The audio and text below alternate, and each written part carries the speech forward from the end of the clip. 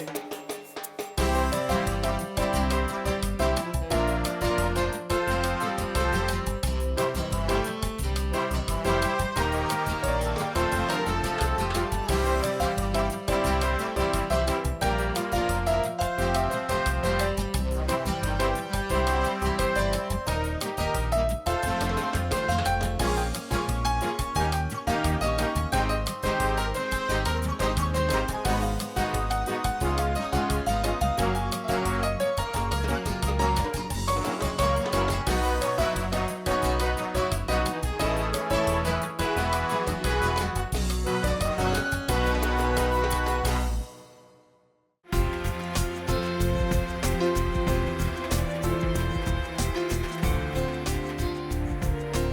long river flowing from its source in Spain comes alive on its Portuguese banks. Hundreds of years of farming on the sides of mountains.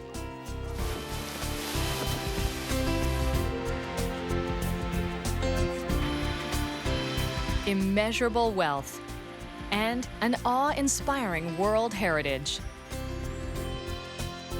Dream Cruises takes us along Portugal's sinuous River of Gold. Welcome to the River Douro.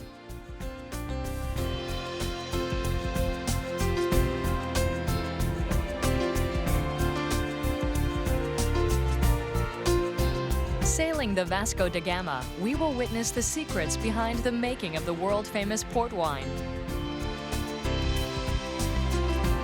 It is along the Douro that the fruit travels to its final destination to be transformed into the precious nectar that has been popular since antiquity.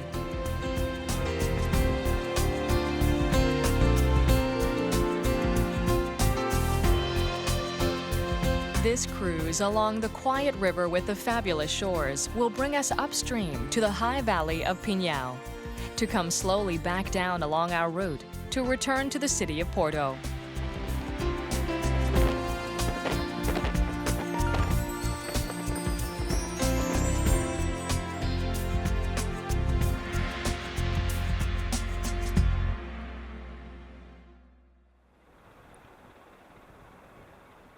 We embark on our trip in Porto, the second largest city in Portugal after its capital, Lisbon. Just a quick look and we understand the importance the river holds for the two shores. On the right bank, Porto is the commercial economic hub. On the left, Villanova de Gaia is its precious ally. Between the two, the Douro is the main artery at the heart of this inseparable geographical region.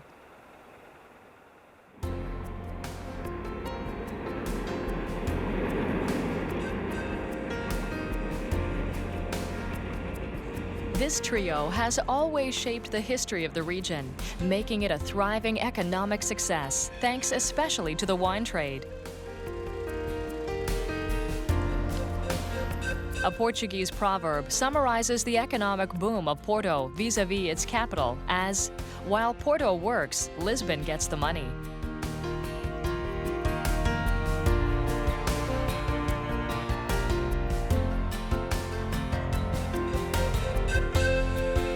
Port is one of the most valuable treasures of the region. But before tasting the sublime nectar, let's get back on board the Douro to fully grasp the importance of this river that transports the raw material, as well as the expertise of the winemakers who are further east, near the Spanish border. On our way back, we will stop in the city and really appreciate the richness and complexity of port wines. Even if port can be enjoyed at any time of the day, connoisseurs save the best bottles for the end of the meal. Traveling as the grapes do, tasting can only be better.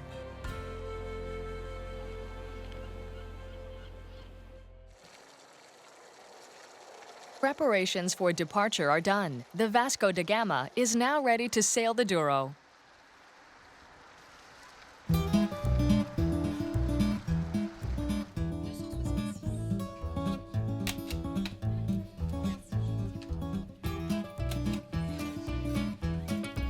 Once inside, passengers go to the lounge on the middle deck for the usual introductory presentation. Bonsoir à tous. Je vous souhaite à tous la bienvenue à bord du MS Vasco de Gama et aussi la bienvenue au Portugal. Donc je suis Fabrice, le commandant. The Vasco de Gama is a small 75-meter ship with 25 crew members. This 4-star ship has 3 decks, a large dining room, a bar complete with a dance floor, and 71 double cabins with panoramic views. Here, the river and its banks are the true stars of the cruise. The ship's enormous windows and its upper deck will guarantee that no part of the passing scenery will be missed. Let's raise our glasses to the Douro River cruise. À votre santé, messieurs, dames. Santé à tous. Santé, commandant Fabrice.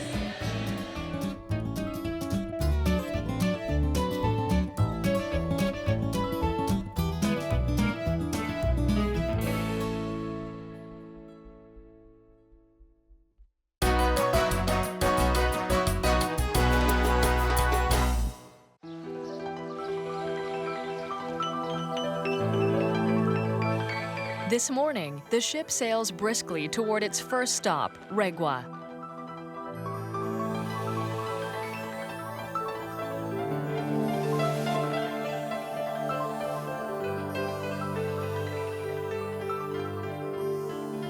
But before even entering the city, an architectural masterpiece appears before us.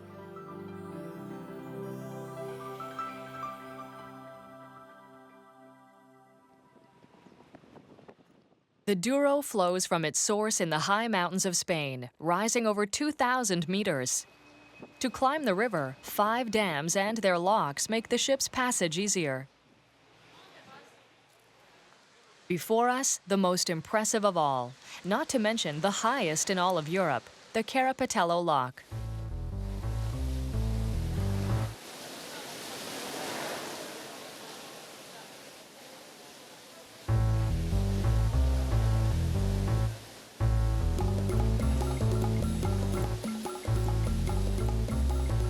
At 36 meters high and 12 meters wide, the water elevator holds the ship between its concrete walls. Mere centimeters separate the hull from the walls. The upper deck is the best place to witness this feat of engineering. In just a few minutes, water fills the concrete space, raising the Vasco de Gama the 36 meters needed to continue its journey along the Douro. It is an impressive sight. At the top, the doors of the lock open. The concrete disappears, and the ship is once again on its way. Nature reclaims its place. The Douro is once again an inviting river with inspiring banks.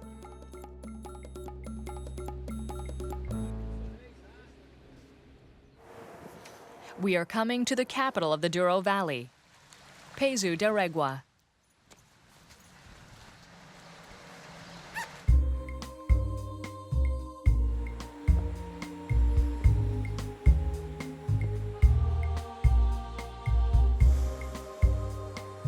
Located on the right bank, this community of 18,000 has been making its living from the wine industry for many years. It is also here where we will find the headquarters for the Port Wine Institute, which oversees the quality and quantity of wine made every year.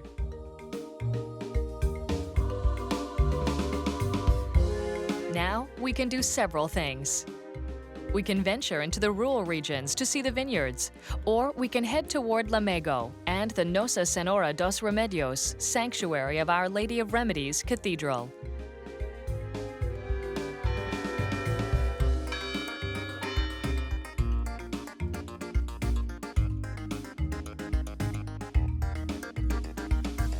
This enormous baroque sanctuary is a major pilgrimage site during the patron saint festivals that take place in early September. Many pilgrims come to climb the Great Staircase in the hopes that Our Lady of Remedies will hear their call and cure whatever ails them. On the landings, we can admire the mosaics. These porcelain tiles arranged to form pictures often tell biblical stories.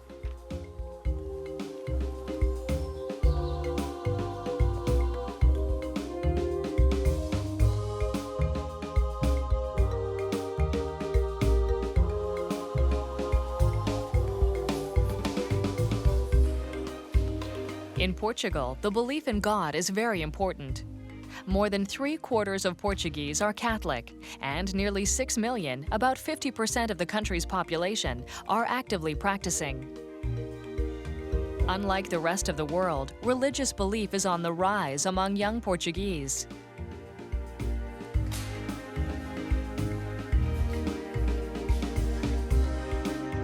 Outside the sanctuary, most of the works in the garden were designed by the architect Nicolau Nassoni, like this impressive Baroque fountain made entirely of granite. In the middle of the fountain, a huge obelisk stands straight as an arrow.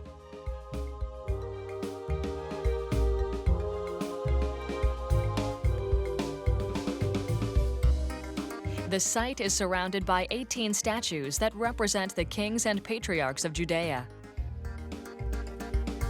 Here, the panoramic view is of the city of Lamego and the Douro Valley, the fiefdom of Porto.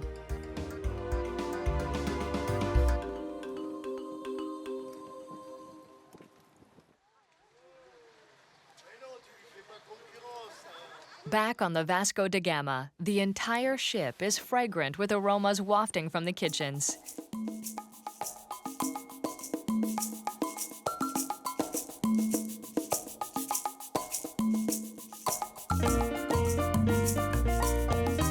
Tonight, we will dine on board. The chef and his team have prepared a sumptuous meal. For starters, a slice of foie gras accompanied with a brioche and spiced caramel. Cooking for 140 guests requires careful planning and great attention to detail. The chef and his team don't stint on this first course, setting the tone for the rest of the meal. Donc là, tu vois, on va commencer les entrées. Je suis déjà prêt pour envoyer le show, quoi.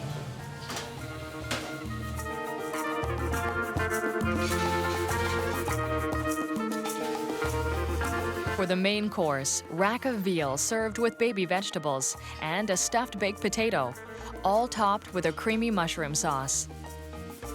Hot dishes demand great coordination in the kitchen. One mistake could be catastrophic. Even though we are on a small cruise ship, the kitchens are on par with the finest restaurants. In fact, the work environment changes every day. Before dessert, the chef presents a delicacy from the Portuguese terroir, queijo de serra da Estrela, simply named the Serra. Tonight, it will be served in puff pastry over a mesclun salad with balsamic reduction. Serra is a washed rind soft cheese made from sheep's milk. It is very popular in the country. And finally, to end our meal, we are treated to baked Alaska. This dessert, made of cake, ice cream, and meringue, is the perfect finish to our great feast.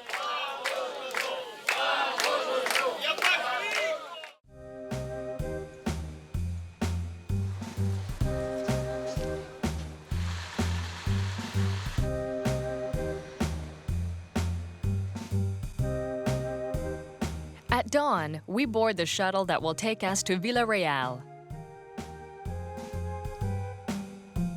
The city is located roughly 30 kilometers north of País da Régua.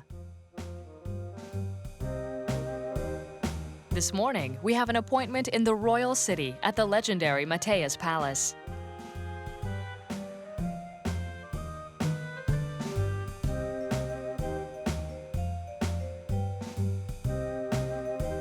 Also known as Casa de Mateus, this palace with its granite casings, cornices, and statues is a perfect example of the Baroque style.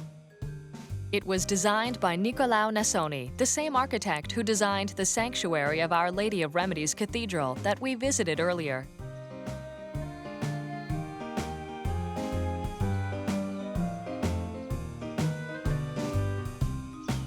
The palace is magnificent and, according to many, is considered to be one of the greatest examples of Baroque architecture in the country.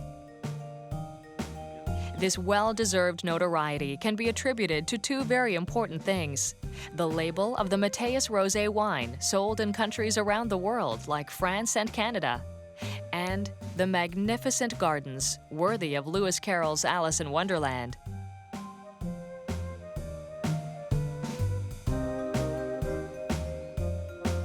The extremely well-preserved, centuries-old gardens are considered to be among the most beautiful in Portugal. There is a century-old garden of camellias, monumental cedars, a granite reflecting pond in front of the house, 3 ponds, and stunning geometric shapes carved in boxwood. For several centuries now, boxwood has been an indispensable element of French-style gardens, the most famous examples of which still reign at Versailles.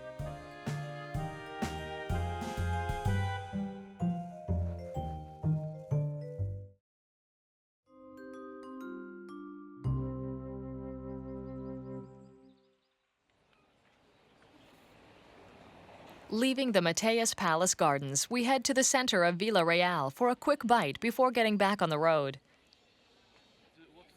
Villarreal is a small municipality with just over 50,000 inhabitants. Over time, several noble families settled here, making Villarreal a prosperous city. It is time to meet up with our ship, which has continued its route along the Douro while we were sightseeing. Our next stop is Pinhão. We will take a coach for this short 50-minute trip.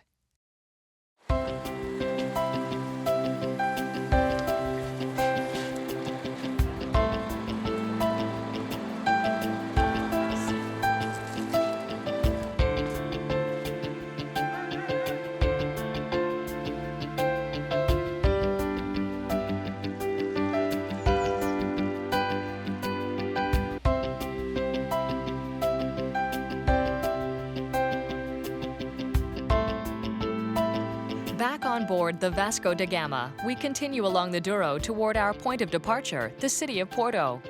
Here, we will explore the city and, more importantly, visit a famous winery.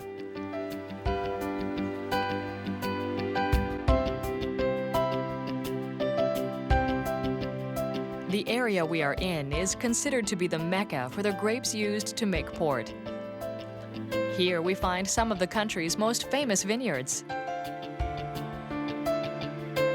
According to leading experts, we are in the most beautiful wine region in the world. And the stunning landscape does nothing to dispel this reputation.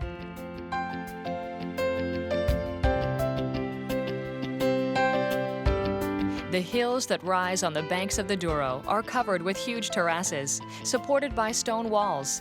It is here that the precious vines are planted. Granite, slate, and shale can be found under the thin layer of topsoil. The soil is so low in organic matter that the only things that can grow here are vines, olive and almond trees, and scrub. Wine production begins at harvest. Conditions here are tricky because neither machinery nor livestock can venture onto the terraces. The grapes must be hand-picked. Poor soil quality, mediocre yields, hand-picking. You would think most grape growers would be discouraged.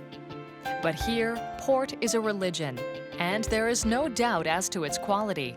The sweet nectar enjoys worldwide recognition.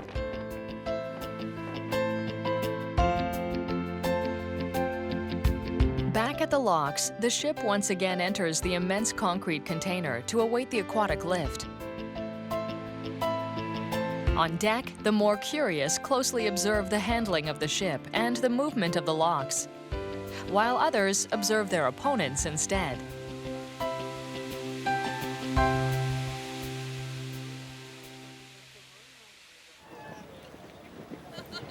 It is time to relax for the rest of the afternoon. It's like a floating day camp on the Douro. In keeping with the region we are in, the winners of the friendly competition are invited to sample the famous port, as well as the rosé that has made the Mateus Palace so famous. In the mid-deck lounge, the passengers' knowledge is put to the test. The challenge? To identify the national anthem. J'offrirai un cocktail du jour à celui qui pourra répondre à ma petite question que j'ai par rapport à cette île. À votre avis, qu'est-ce que ça peut bien être, madame? Suède, non. Russie, non. Autriche, non.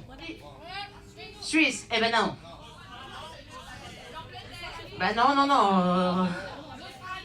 Australie, non. C'est très très connu. Vous voulez que je vous mette dehors aussi? J'y crois pas. Mais oui, c'est le Canada. Allez, pour finir le jeu, allez, dites-le-moi en chœur, s'il vous plaît, c'est le... Et ouais, voici l'hymne portugais.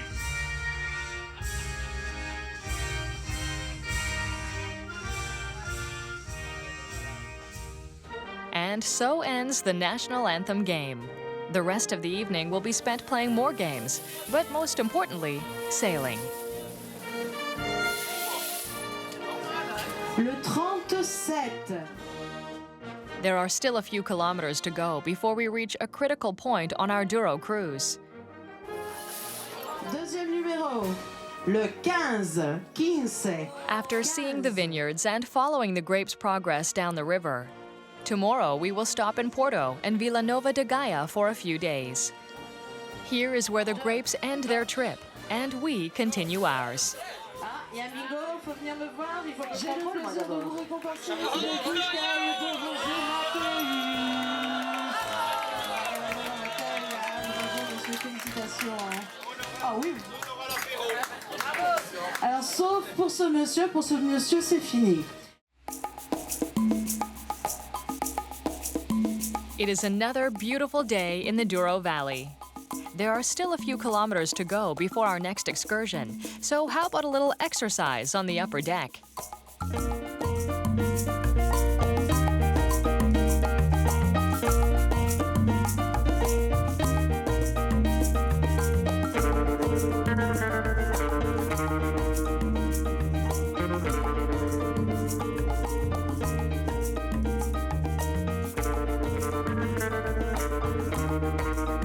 The short workout is a great excuse to get some air and to move around a bit. You don't need to be a star athlete, as long as the will is there. Our morning stretches make us feel like we might actually touch the banks. They look so close. Onboard shopping is a great alternative to exercise. Discover the famous Portuguese legend, the Rooster of Barcelos, the story of how a man was saved from being hanged by a roasted rooster's song.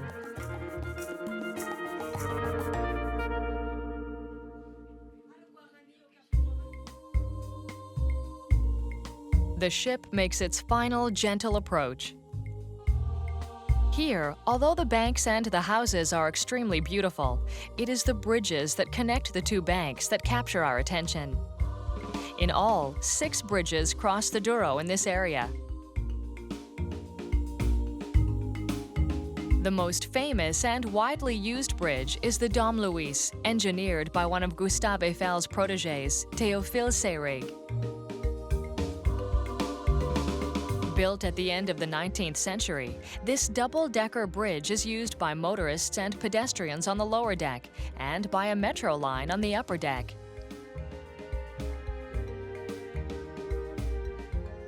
The longest of the spans is 395 meters long, or roughly the length of 4 football fields, while the smaller deck is half that length.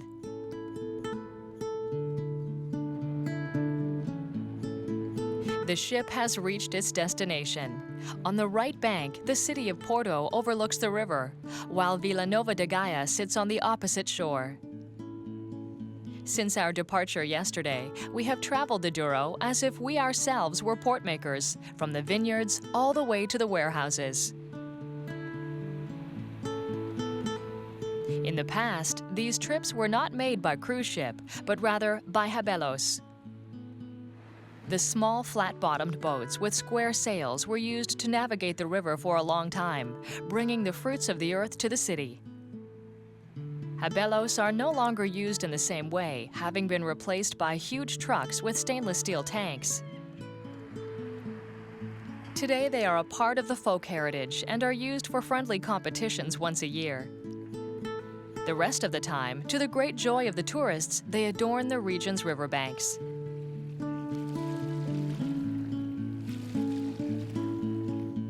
Once the precious liquid has arrived at Villanova de Gaia, the contents of the tanks are transferred to the winery's cellars. And now begins the fermentation, which, according to recipe, should last about 2 to 3 years. To stop the fermentation, a small amount of 77% proof alcohol is added to the wine. This step, called mutage, is crucial to the operation. Next comes aging. Depending on the quality and the process, port can age in barrels or in bottles. A tawny, also known as ruby, is aged for about 5 to 7 years. A vintage tawny can be aged up to 40 years. These wines lose their ruby color and become a dark golden red. There are many other types of port, like the famous LBV, late bottle vintage. But whichever one you choose, white or red, the best port is the one you like the best, especially since we're in the place where it's the star attraction.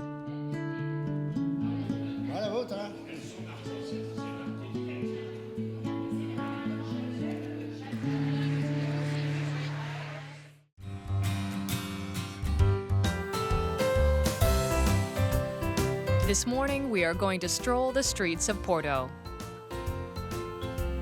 After traveling up the Douro, then following the route the grapes take down the river, and visiting a famous vintner, we are finally set to explore the country's second largest city.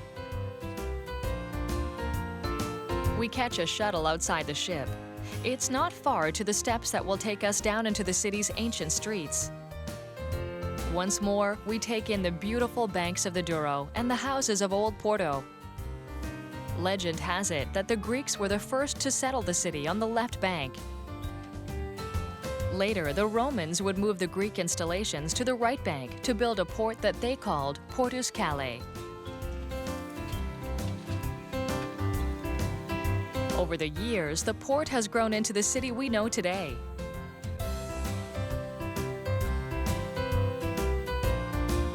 With a population of 240,000 and a large amount of commercial activity, Portugal's second largest city has become a European tourism leader.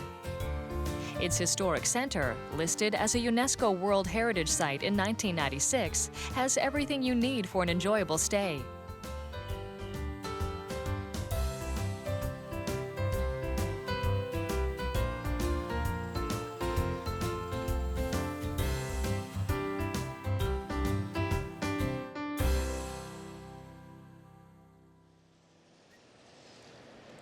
Exploring Porto is relatively easy.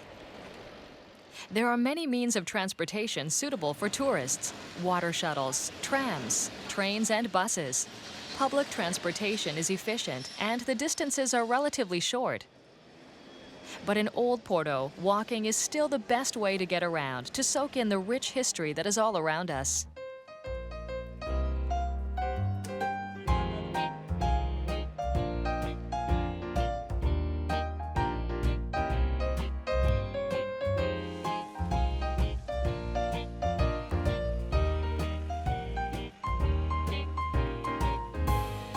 Right next to Liberty Place, the Clerics Tower is the architectural symbol of the city. The 76-meter-high tower was built in 1750 by Nicolau Nassoni, Portugal's most famous architect.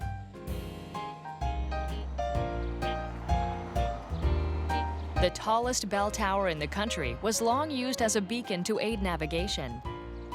It is 225 steps to the top.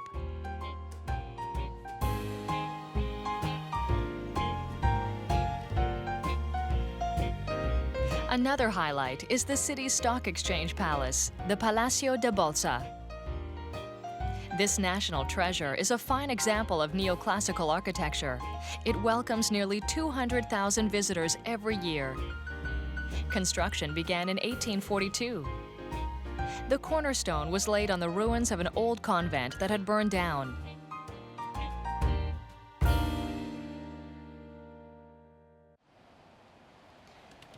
The building was designed by architect Joaquim da Costa Lima. It took nearly a decade to complete the building's shell.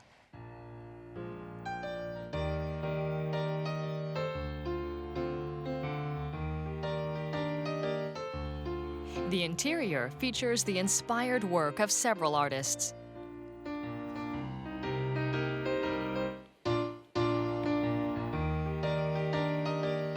The magnificent stairway was completed in 1868. Built by Gonçalves y Sousa, the stairs lead to a room decorated with the busts of local luminaries, carved by equally famous sculptors. The ceiling boasts a masterpiece by painter Antonio Ramalho, considered one of Portugal's most important portrait artists. In a way, the palace is a massive group work by the greatest Portuguese artists of the mid-19th century. Together, they turned each room into a true work of art.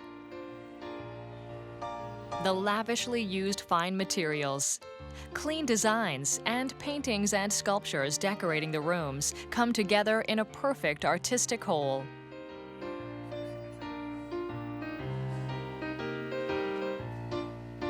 One room stands out from the rest.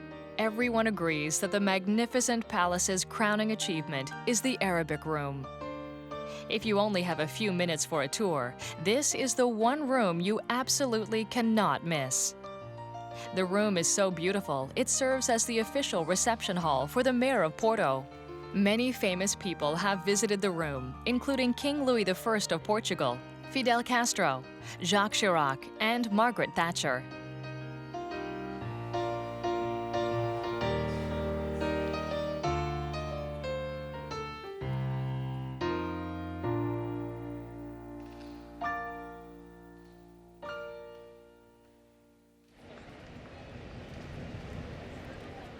Before returning to the Vasco de Gama for the night, we enjoy some local culinary favorites.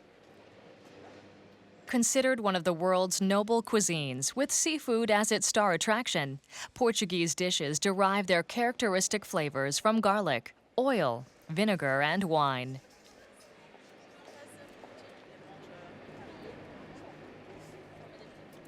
This exceptional local cuisine can be enjoyed at many small cafes and restaurants with outdoor patios.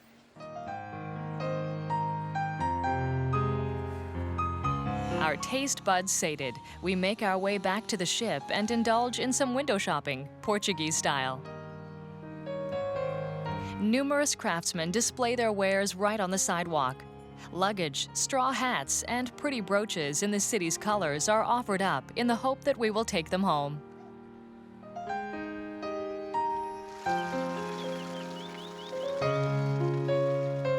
It is now cocktail hour aboard the Vasco de Gama.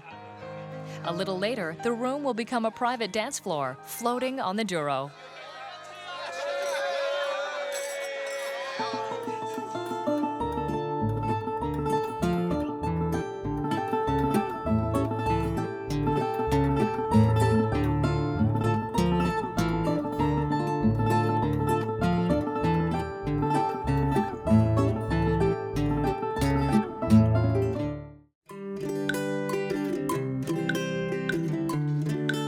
It's the second last day of our cruise on the Douro. This morning, the ship is still docked on the river's right bank. We will board a motor coach to tour the region's backcountry. On the agenda, Guimarães and Braga, two medieval towns boasting magnificent castles. Our first stop is the historic town of Guimarães, considered the cradle of Portugal. Its historic center is perfectly preserved.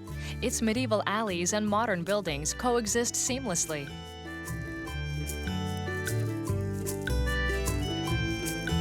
For nearly 400 years, from the 15th through 19th centuries, the town's modernization proceeded using tried and true methods.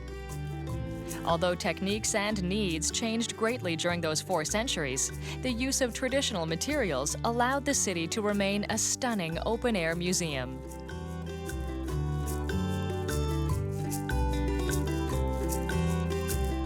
Its historic center is on the prestigious list of UNESCO World Heritage Sites. Although that heritage designation is a great distinction, Guimarães' true historical significance is political in nature. After a glorious victory over the Moors, the knight Henriques was crowned king by his troops. Because Portugal had no king at the time, Afonso Henriques was therefore the country's very first king. He named Guimarães, his birthplace, the country's capital.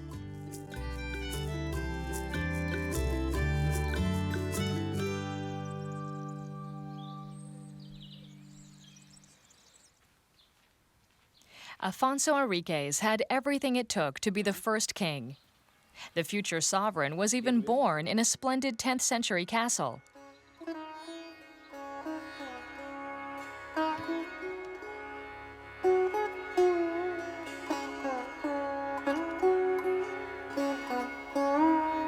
Comprising 7 square towers, the medieval fortress was designated a national monument over a century ago.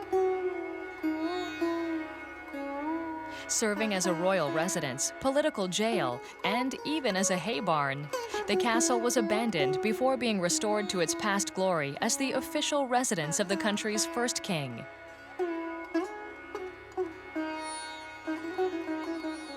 Since its restoration, the castle has been a very popular tourist attraction.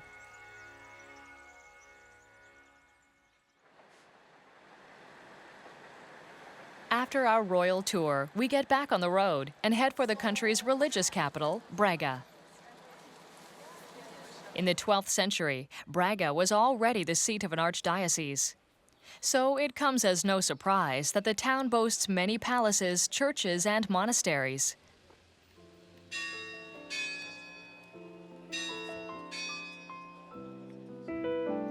If you are able to visit Braga in late March, you will find it one of the country's most colorful places.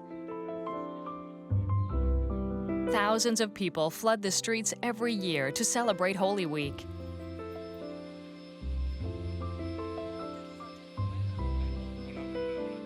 One of the busiest spots during the week is the imposing Cathedral of Braga, the Sé. The magnificent cathedral, located in a pedestrian zone, dominates Braga's historic center.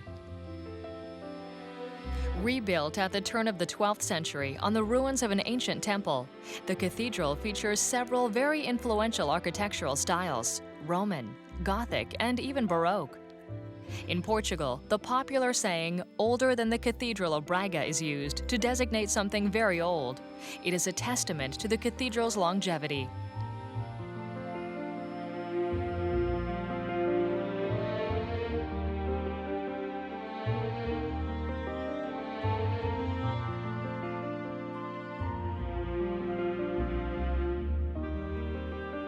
Among Braga's must-see sights is the Church of Bom Jesus do Monte, considered the country's most spectacular sanctuary.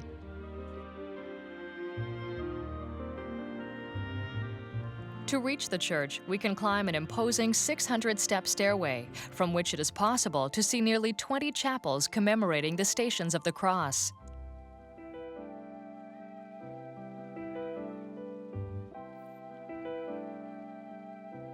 Our day in Braga is almost over. We need to return to the ship, where we will enjoy a folklore evening with a troupe of traditional dancers.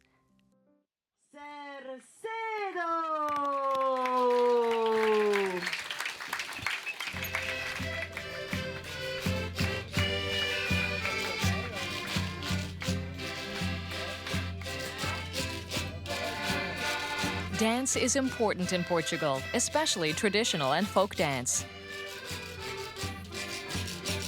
This evening, a village troupe will perform some of the country's most famous dances. The oldest of these traditional dances are incorporated into rituals such as harvest celebrations, weddings, or the arrival of spring. One of these dances is called the vira. This dance is the foundation for several others, including the vira corrido, vira valsedo, and the vira de meia volta, or half-turn dance. Very often, the dancers wear traditional costumes that vary depending on the dancer's home region, class, and social standing. Tonight, we will be treated to a sampling of traditional dances, which have been passed down from generation to generation for many centuries.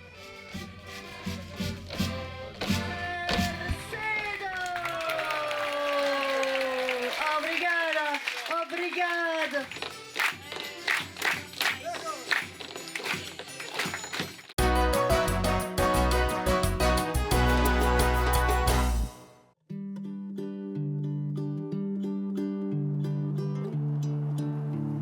For this last day on Portugal's River of Gold, we have decided to spend one more day in Porto.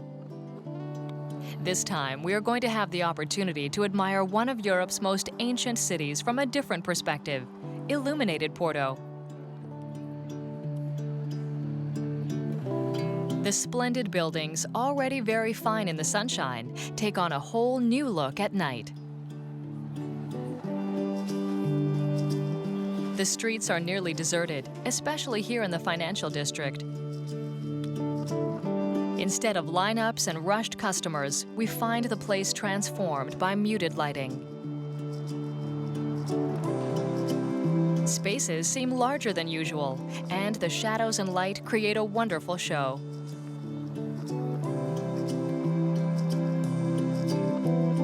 The Clerics Tower, for which many years served as a lighthouse, still lights up at night. Only now, the lights are pointing at it. Because of its height, it remains one of the city's iconic structures, all 76 meters of it lit up from the base.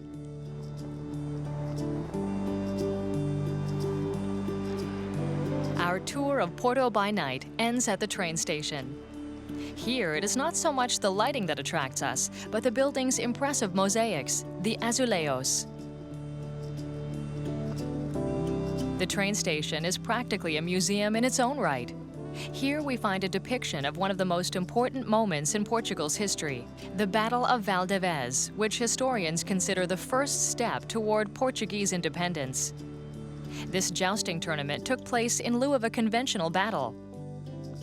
The opponents agreed that a tournament would be the best way to avoid a bloody melee.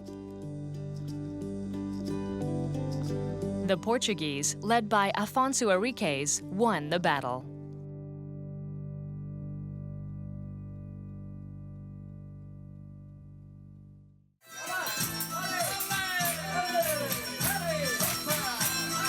The end of the cruise takes place in the lounge at middeck. To say goodbye, Atuna comes to put on a brief performance. Atuna is a musical group made up mainly of students who sing the country's popular songs. In keeping with tradition, the individual members, known as tunos, are dressed in black with capes. Their happy songs cap our adventure on the River of Gold.